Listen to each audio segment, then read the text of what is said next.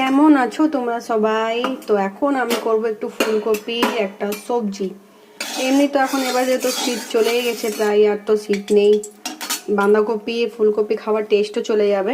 তো আজকে একটুখানি ভাবলাম যে আমার পছন্দ একটা শুকনো শুকনো ফুলকপির তরকারি, যেটা রুটি দিয়ে খেতে খুব ভালো লাগে, সেটাই করব।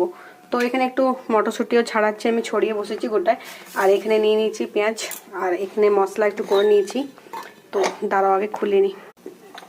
এখানে মশলা করতে বলতে কিছুই করিনি, শুধু কাঁচা লঙ্কা একটা টমেটো বেটে নিয়েছি। সিম্পলভাবে একটু হলুদ জিরে গুঁড়ো এইসব দিয়ে করে নেবো। তো তেলটা গরম হোক, তো চলো তরকারিটা হয়ে যাক, তারপর শেয়ার করছি। আর এখন আর ফুলকপি আর বাঁধাকপি একদমই খাওয়া যাবে না, তো ফুলকপিটা আমার খুবই প্রিয়। আর এই শুকনো শুকনো একটুখানি তরকারি করাটা ওইটাও খুব ভালো লাগে রুটি দিয়ে খেতে। তো আজকে তাই ভাবলাম যে চলো রাত্রে এইটাই বানানো যাক, কেন এরপর আর টেস্ট একদমই চলে যাবে, ভালো লাগবে না, ইচ্ছেই করবে না খেতে। তো চলো করে নিয়ে যাক, তারপর শেয়ার করছি।